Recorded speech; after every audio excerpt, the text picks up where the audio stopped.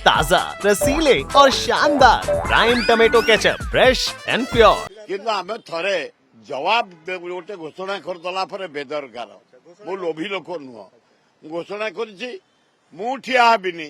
কংগ্রেসর বরিষ্ঠ নেতা সুর রাউতরায় আম সহিত অনেক অধিক আলোচনা করা যে 2029 নির্বাচন নেই তাঁর কଣ রহব প্রতিক্রিয়া কারণ নির্বাচন লড়িয়া সে গোটে প্রকার সংকেত দিয়ে সারিছেন আপনার জটণীবাসী পুଣି থরে ঝুরুচନ୍ତି এবং জটণী পাই আপন পুଣି থরে নির্বাচন লড়ি পারନ୍ତି এ কথা সূচনা মধ্যে আপন দেইছନ୍ତି সংকেত মধ্যে দেইছନ୍ତି বাস্তবিক আপন ଦେଇନି লড়ি পারিবে বলি দেইনা ଦେଇନି ଖାଲି ଏତିକି କହିଛି ମୁଁ ଗଲା ନିର୍ବାଚନରେ କଣ୍ଟେଷ୍ଟ କରିବା ନ କରିବା ଦ୍ୱାରା କଂଗ୍ରେସଟା ହାରିଛି ସେଠି। ମୁଁ ପ୍ରତିଜ୍ଞା କରିଛି କମିଂ ଇଲେକ୍ସନରେ କଂଗ୍ରେସର ବିଧାୟକ ଓଡ଼ିଶା ବିଧାନସଭାକୁ ଯିବ ପ୍ରତିଜ୍ଞା।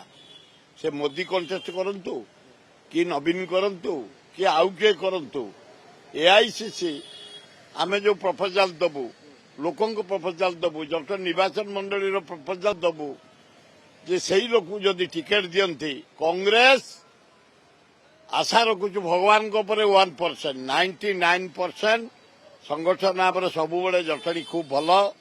ଜଟଣୀ କଂଗ୍ରେସ କରିଛି ଜଟଣୀ ପାଇଁ 12ଟା ହାଇସ୍କୁଲ।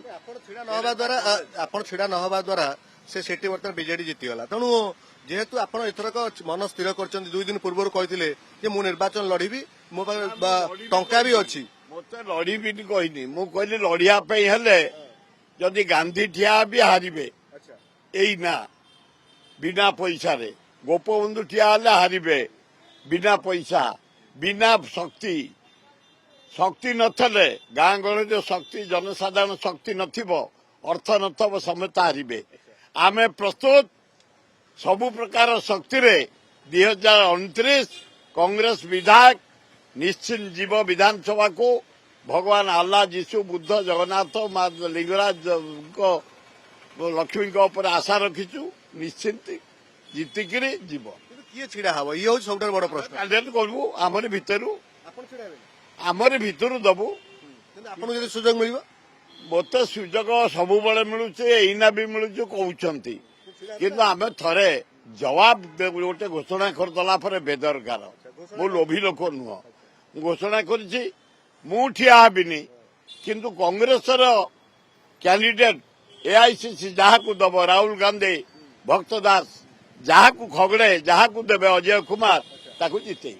କିନ୍ତୁ ସୁର ରାଉତରାୟ ଆଉ ଛିଡା ହେବେ ନାହିଁ ଥରେ ରାଜନୀତିର ସନ୍ନ୍ୟାସ ନେଇଛନ୍ତି ମାନେ ନେଇଯାଇଛନ୍ତି।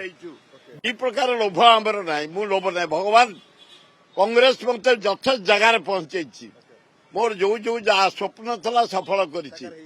ସାକାର ଚେୟାରମ୍ୟାନ୍ ଦେଇଛି ବ୍ଲକ 6 ଥର ଏମଏଲଏ ଦେଇଛି 3 ଥର ମନ୍ତ୍ରୀ ଦେଇଛି ରାଜ୍ୟ ନିର୍ବାଚନ ମଣ୍ଡଳୀ ଭୁବନେଶ୍ୱର କାମ କରିବା ପାଇଁ ସୁଯୋଗ ଦେଇଛି 12ଟା ହାଇସ୍କୁଲ 13ଟା କଲେଜ 10ଟା ଡାକ୍ତରଖାନା IIT NISER Infosys all India medical science. ଆଉ ଥରେ ଯଦି ଦଳ ଚିନ୍ତା କରେ ଯେ ସୁର ରାଉତରାୟଙ୍କ ଭଳି ଜଣେ ବରିଷ୍ଠ ରାଜନେତା ଜଟଣୀରେ ଛିଡା ହେବାର ଆବଶ୍ୟକତା ଅଛି ସେ ଜାଗାରେ ଆପଣ ନିଷ୍ପତ୍ତି ନେବେ ନା ନେବେନି?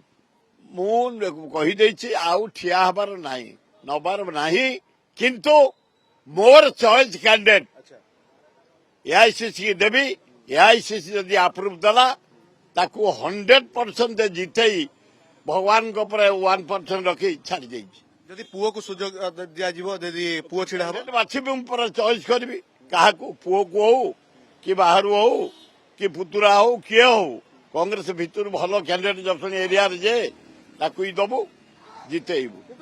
ଏବେ ହଲା ହେଲାଣି ଜଟଣୀ ମହିଳା ହେଇଯାଉଛି ଜୋରରେ 10 ଦିନ ହେଲା ମହିଳା ଯଦି ହୁଏ ବୋହୁ ନା ଦବୁ କ୍ୟାଣ୍ଡିଡେଟ୍ ଦବୁ ବୋହୁ ପାଇଁକି ବଢିଆ କ୍ୟାଣ୍ଡିଡେଟ୍ ଆମର ଅଛନ୍ତି। ଆମର ଜଣେ ଜାମୁକୋଳିର ସରପଞ୍ଚ ଥିଲେ ବହୁତ ବଢିଆ ପିଜି କରିଛନ୍ତି ତାଙ୍କୁ ଦବୁ କ୍ୱାଲିଫାଏଡ୍ କିଛି ଅସୁବିଧା ନାହିଁ। ଆଉ ଜଣେ ତରାବଇର କ୍ୱାଲିଫାଏଡ୍ ଝିଅ ଲେକ୍ଚର ଥିଲେ ସେ ସରପଞ୍ଚ ଆଉ ଜଣେ ବଢିଆ ଯୁବକ କ୍ୱାଲିଫାଏଡ୍ ରିଚ୍ ଫେଲୋ ସବୁ କଣ୍ଟ୍ରୋଲ କରିପାରିବ ସେ ସେଇଭଳିଆ କ୍ୟାଣ୍ଡିଡେଟ୍ ଦବୁ ଯାହାର ଧନ ଥବ ମାନ ଥବ ଜ୍ଞାନ ଥବ ସମ୍ମାନ ଥବ ଏବଂ କୌଣସି ଚରିତ୍ରହୀନତାରେ ତା ନାଁ ନଥିବ ନା ମଦୁଆ ନା ଭାଡୁଆ ନା ରାଣ୍ଡୁଆ ନା କରାପ ନା ଚୋର ଯେ ସେଭଳିଆ ଲୋକ ସ୍ଥାନ ଜଟଣୀ ଏରିଆରେ ନାହିଁ।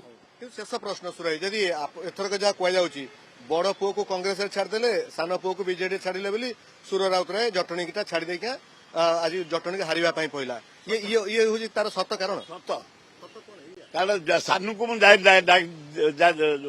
ଜଟଣୀ କଂଗ୍ରେସ ଟିକେଟ ଦେଇଥିଲି, ସାନ ଜିତ୍ ଧରିଲା ମୁଁ ଏମ୍ପିରେ ଠିଆ ହେବି।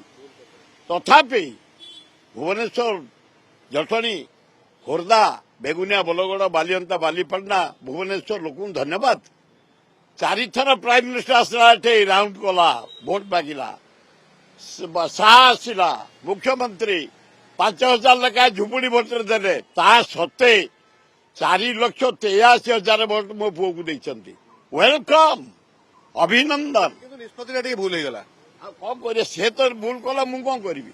ସେ ତ ଠିଆ ହେଇଥିଲା ନା ବିରୋଧୀ ନେତା ହେଇଥାନ୍ତା। ଯାହା ଭାଗ୍ୟରେ ଅଛି ସେଇଆ।